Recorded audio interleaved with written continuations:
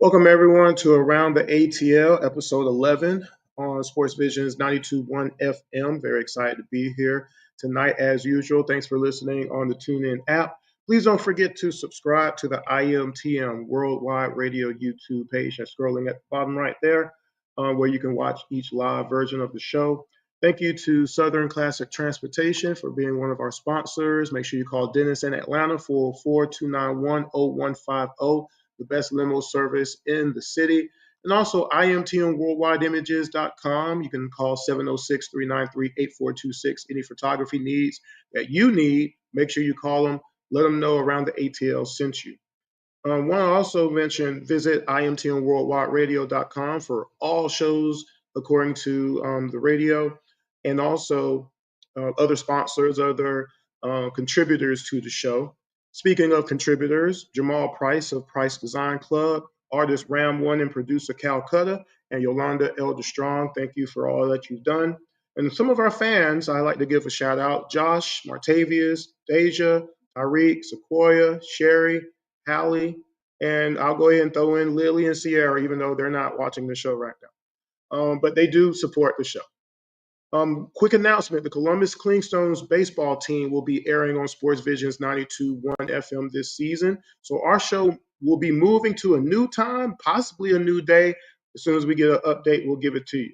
Let's go ahead and bring in our co-host for tonight, always around Atlanta, Jordan Jackson. How are you tonight, man? What's going on, sir? I'm doing well. Just keeping up with all of the happenings going on around Atlanta sports, both in game and all in off the fields and courts as well. And so, with that being said, sir, let's talk about these Atlanta and East Georgia sports.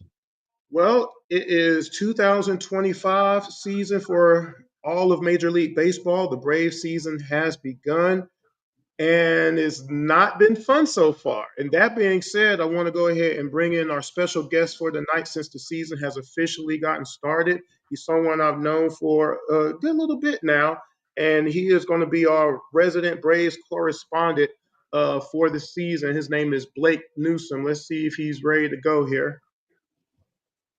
Blake, how you doing, sir? With the thumbs up. Thank you, sir. How you doing, man? How you guys doing this evening? It's an honor to be on the program. I'm currently watching Game 6 of the season as we record versus the Los Angeles Dodgers right now, hoping our Bravos can finally get their first win of the season. Can we get a score? Can we get a score update on that, Blake, please, sir? Atlanta is holding to a 1-0 lead in the bottom of the fourth inning as Chris Sale is working with a 2-2 count to Kike Hernandez, trying to send us to the fifth. So here's our season so far, everybody. Profar suspended 80 games. Austin Riley hitting 111. Matt Olson hitting 143. Marcell Ozuna hitting 167. Michael Harris hitting 158. Ozzie hitting 167. Drake hitting 067. Jarrett 176, and Orlando Arcia 154. So the easy question could be for some fans, why isn't AA or Snit on the hot seat? I don't know. Are Braves fans really supposed to be happy and settle for this after last season and the season before that? Pitching wise, why is it okay for decisions where bad pitchers keep being allowed to be on the team and then get in the games on top of that, right? At the worst times ever. So right now, the both of you, Blake and Jordan and Blake, what do you think so far of this season? I know everybody says it's early in the season, but at a certain point, is it really? Well, it is early in the season because we have 162 games, but you don't want to dig yourself a big hole out of the gate. You certainly don't want to do that. Now, granted, 2 series against the Padres and the Dodgers on the West Coast, on the road to open up, is a very difficult start, especially when you factor in you don't have Ronald Acuna yet. You don't have Spencer Strider yet. But that being said, sir, there's still some things that have taken place that have quite confused me. One thing, but that being the fact that Hector Neris was brought in a high leverage situation in the first game of the season with a lead and promptly gave up 3 runs, got nobody out, had an ERA of infinity after that game. And then the next time he came in the pitch was also a pretty high leverage situation. I think we were just down a run or two. and he comes in and promptly gives up 2 more runs. This time he gets 3 outs, and he lowers his ERA from infinity to 45. Okay, so that's just one example of some of the things that have confused me, and that's bullpen management. Blake, your thoughts, sir? Well, to speak on Hector Neris, he's a player that hasn't had a good career for most of it. Not to say he's a bad baseball player by any means. He's in the major leagues. Everyone that gets there is a stellar athlete. But in speaking on his major league career, he was a failed closer for the Phillies for many years. A big reason that they didn't get over the hump until a couple of years ago because they had to get him out of their bullpen. Had a couple decent years in the Astros setup bullpen. Was a big reason that they did win the 2022 World Series, coming back after Atlanta defeated them in 2021. Other than that, he's not really been a great reliever. And there was a reason that he was available, Jordan, in mid-March of this spring training window.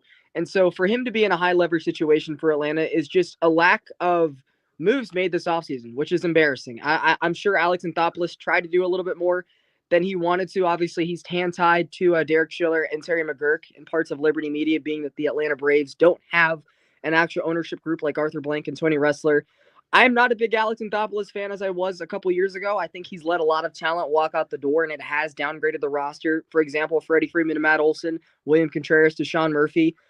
Your one addition you got, obviously, this offseason to finally fill a 5-year hole in left field in Jerickson Profar, who I do think is a decent ball player, gets popped for steroids. And so not a lot of great looks around the roster. Dansby Swanson to Orlando Arcia was also a downgrade, speaking on what we had on the World Series team. You've lost a lot of leaders. Jesse Chavez, who just came back, pitched one game, gets DFA'd, was a big leader in your clubhouse over the years. Charlie Morton, Eric Young Sr. and Ron Washington are no longer on this coaching staff. Travis d'Arnaud is no longer in the locker room. And so all of these pieces pile up. In the bullpen specifically, not having Joe Jimenez for most of the season and also losing A.J. Minter to a very fairly priced deal to the New York Mets is going to cost Atlanta. He was not a closer. We understood that, but the dude broke the franchise record for holds. He was the most elite setup man Atlanta had in years. And for that price, Atlanta should have brought him back. Now with the Ronaldo Lopez news, bringing Bryce Elder back into our major league lives, he is going to be out for half the season. And Chris, if you know me, I've been on the record for years. I loved the signing when we got him, but he is a reliever. Atlanta is trying to stretch him out as a starter, and it just cost him half a season for this squad that just started a week ago because the dude keeps getting shoulder inflammation. Embarrassing to the Braves front office, embarrassing to Brian Snitker that he's still the manager in 2025. Still 157 games to go, but I'm not expecting it to turn around because it's a continuation of last year. And that actually goes to my point. And I want to say thank to both of y'all because I do have a little bit of a health issue that, my voice is not where it needs to be. But feel better, Chris. Just the fact of what you just said there in regards to here we are now in 2025 and needs that we obviously had were not addressed. And now they're all coming to a head. And my partner, Jordan, he mentioned Bryce Elder all off season. And my biggest fear. Oh, we're already here. It gives me the angry fist, and it's like, is it a joke? That's why I said that at the very beginning of the show. Is this a joke for them? Because they're demanding that us as Braves fans pay for all this. You see what I'm saying? They want a full stadium and a full battery, right? But this is what we got right now, non-competitive baseball on all levels. And I think I saw an article, there was a clip from, I think it was Harris, we just have to move on. And I'm like, so Blake, you basically said you just don't think it's going to get better. Jordan, do you think that there could be anything positive coming around the corner, so to speak, around the bend? I think it's going to get better than it is right now. Just first of all, I do think we still, despite all of what was just mentioned, have more talent than quite a few major league teams. So we'll win some games just off of that alone. Plus, I do think Acuna will be back. Now, I don't know. I don't think he'll be back to, his MVP form. But I think he should handle his return a little bit better than he did the first time coming back from injury. At least that's me being hopeful. And also, Spencer Strider looked very good in his spring training outing that he did pitch. So I'm expecting big things from him when he comes back. Now, granted, Blake hit on a lot of great points, and one of the big things he hit on was leadership. we have let a lot of leaders walk out the door, most recently being Mr. Travis Darno. The other thing, you talk about Hector Neris being put in, you know, a high leverage situation. He only had 3 outings in spring training. And then to touch on the Dansby Swanson thing, like I kind of agreed with the Braves not paying Dansby Swanson that much money, but not in a million years did I think that we would be going into year 3 of Orlando Arcia as the starting shortstop. I thought that, he may go for a year and then eventually we move on to replace him with, a better bat at shortstop, a better player at shortstop. I was hoping that we made a play for Willie Adames this offseason, but obviously, Jordan. Right, that didn't happen. So it's a reckless. That was reckless. 3 years. When you hear it out loud, that's what makes it just absurd, right? So Blake, as we get ready to kind of close out this segment, and again, thanks for coming on to the show. Thank you, sir. Give us a little bit of what's going to be happening this season with yourself and Braves talk.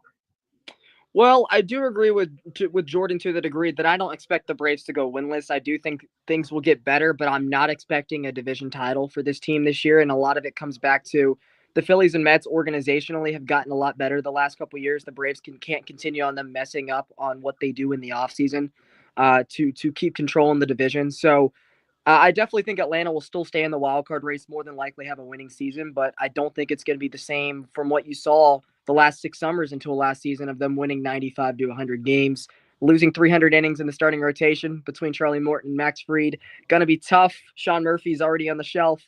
So I do think things will turn around and I think they'll have a winning record, but I don't think it's going to be this summer of bombs away in Atlanta, GA like it's been, because as the season starts, midway through this game, we are 1 of 31 with runners in scoring position to start this year.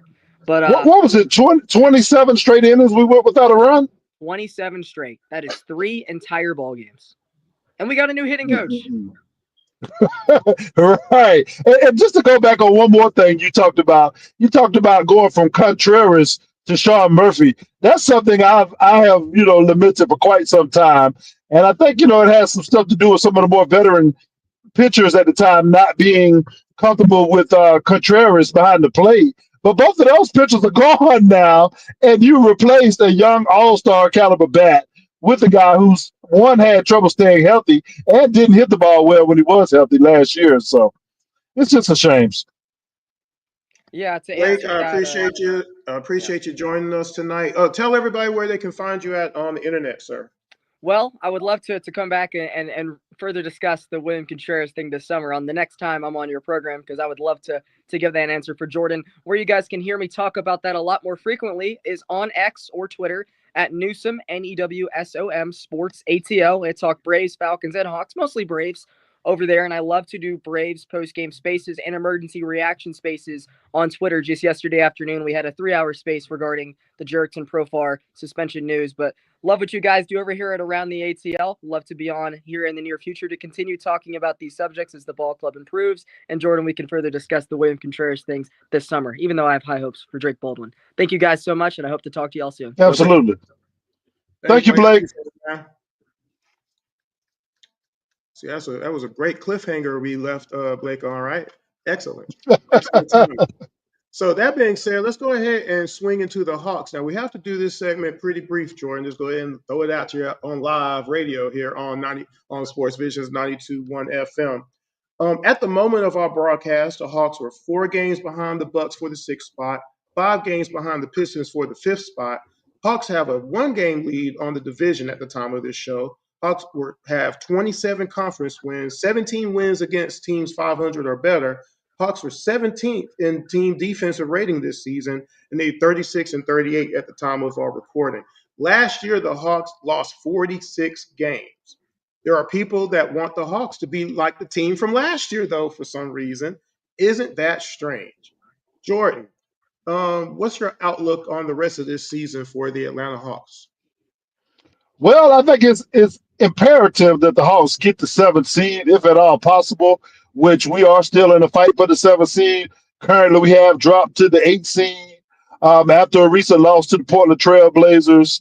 But we have 2 games against Orlando remaining. But I believe one is at home and one is on the road, if I'm not mistaken. And those 2 games will be the deciding factor in who finishes 7th and who finishes 8th. Uh, I think it would take a big collapse to drop any farther than that. And they definitely need to avoid that because you don't want to get into a 9-10 scenario where one game knocks you out. So we'll see. I'm hoping we can get the 7th seed so that way they'll get a home game. And if somehow they lose that home game, they will get another home game.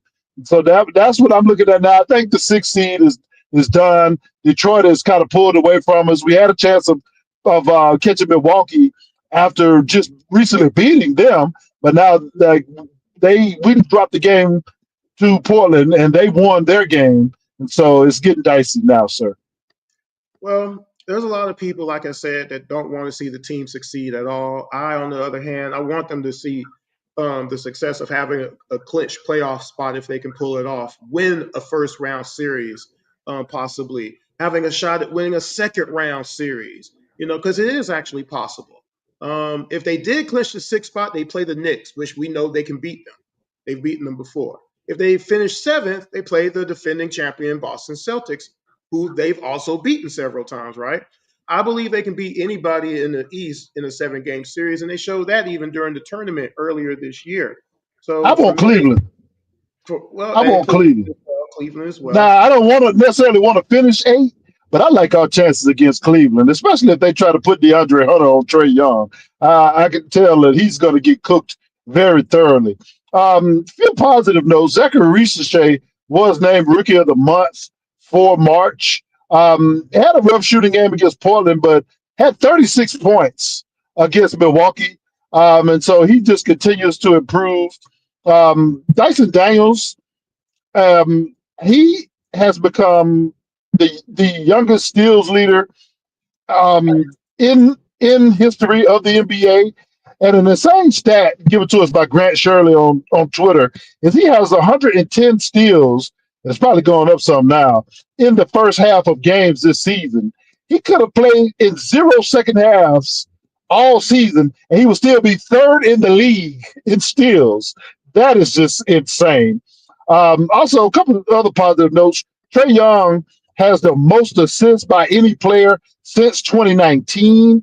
He also is the first NBA player since Russell Westbrook in 2019 to have 1,500 points and 750 assists in a single season. He is the first Atlanta Hawk ever to do so. And also, congratulations to Dyson Daniels for breaking Mookie Blaylock's franchise record for steals in the season. And so there are a lot of positives going on with our Atlanta Hawks right now. We've been playing very well here recently, and so I'm not going to let one loss sour my opinion on what I think this team can be going forward. Chris. And that's my point. It's near the end of the regular season. When will fans get excited with the possibilities at this point? We have who should be the rookie of the year in Ricochet, who just won rookie of the month. I believe you just mentioned it. Defensive player of the year possibility in Dyson Daniels. We have an all NBA player in Trey Young. Obviously, he showed that again tonight, right? When will the fans in Atlanta realize how much better we have it now and then going into the future? We're going to find out real soon as we get ready to transition into the second half of the Right. show, which is going to be Real quick. real. Yeah, Real go quick. quick. Quick. Dyson was also named Defensive Player of the Month for the Eastern Conference, and he has moved to be the betting favorite for the most improved player of the year in the NBA as well. So Excellent, excellent. What's the word I'm looking for? Commendations for a young team too. We're one of the youngest teams in the NBA, by the way, everybody. So as we get ready to transition, we're going to do something we haven't done before ever on Around the ATL in the second half of the show. We're going to come right back on SportsVisions 92.1 FM. Y'all don't go anywhere. You're listening to Around the ATL with Chris and Jordan. We'll be right back with more Atlanta sports talk.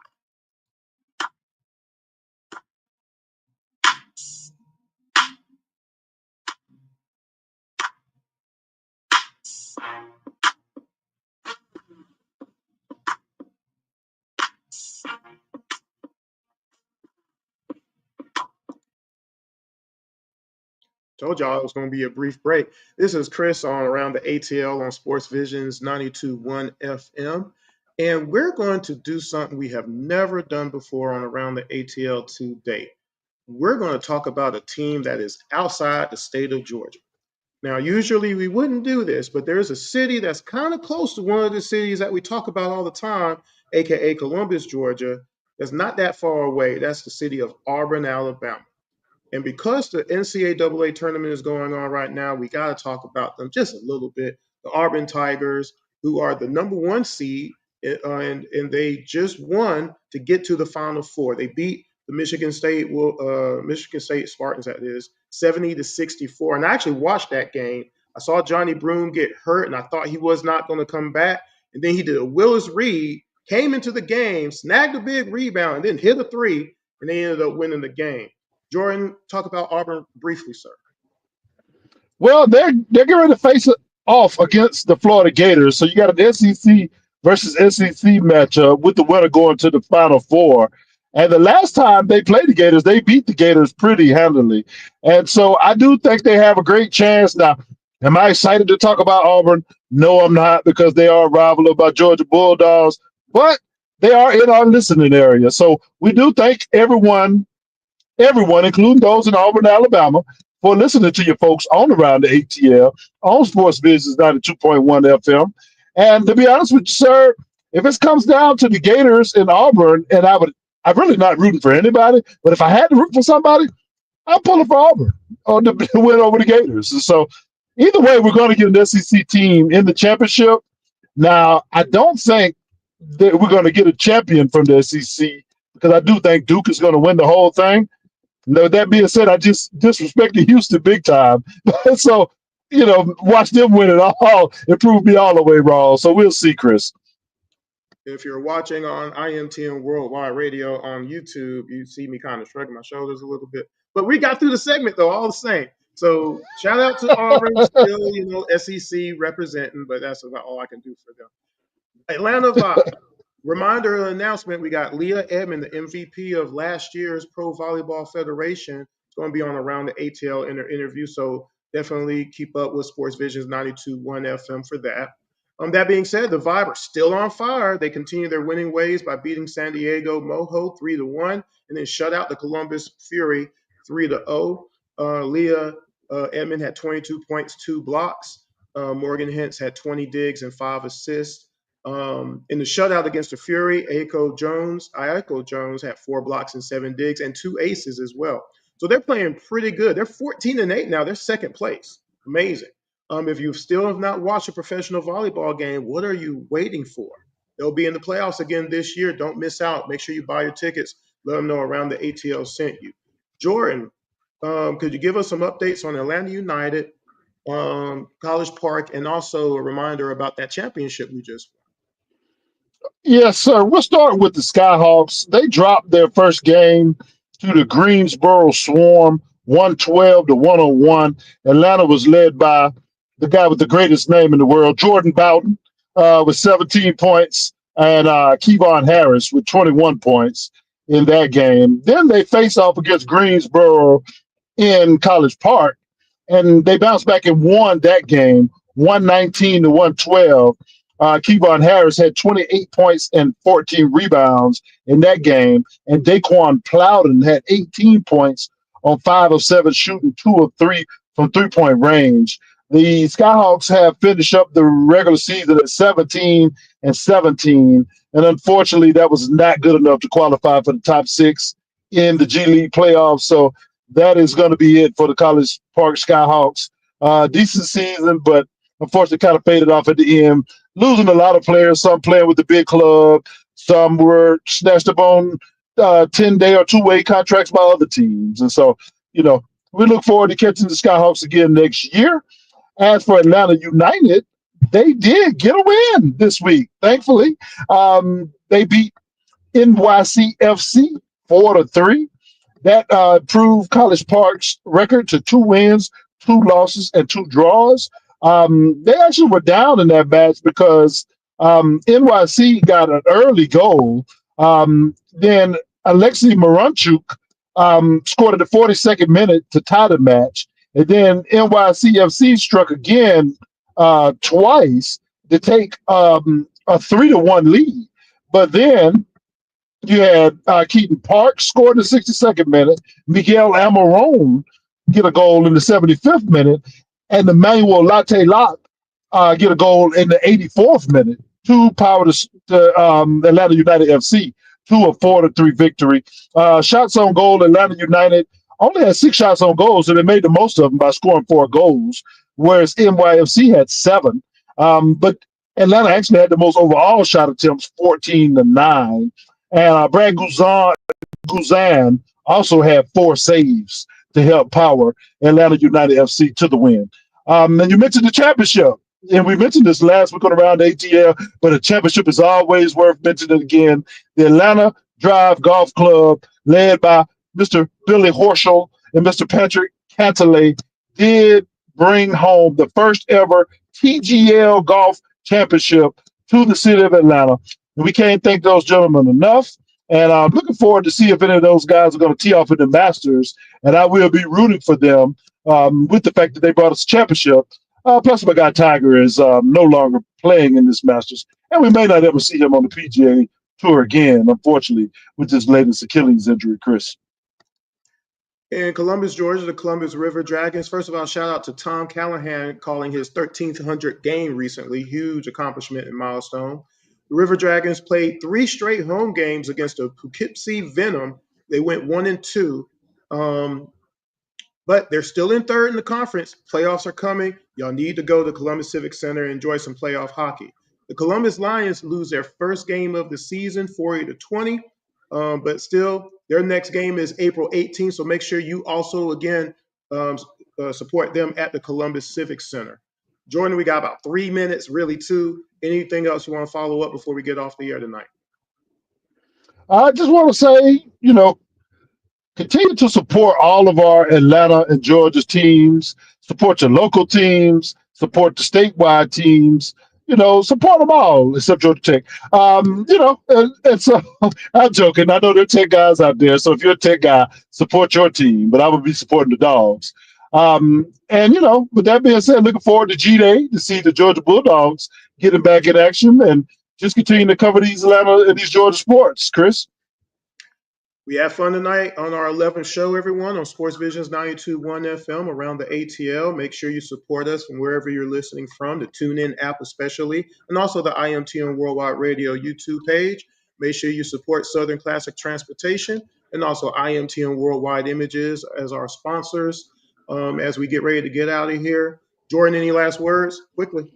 Shout out to my mom. Had a chance to eat dinner with her for the first time in a long time. Thoroughly enjoyed it. Love you, Mom, as she recovers from cancer. Last but not least, I want to thank God for giving me this breath that I breathe to talk about these Atlanta and these Georgia sports that I love. Peace up. A-Town down, baby. Don't forget to tune in every Thursday at 7 p.m. on SportsVisions 92.1 FM. Until next week, always be watching, always be listening to Around the ATL. Y'all take care. Dribble, pass, throw, catch, hit, slide, grab, respect.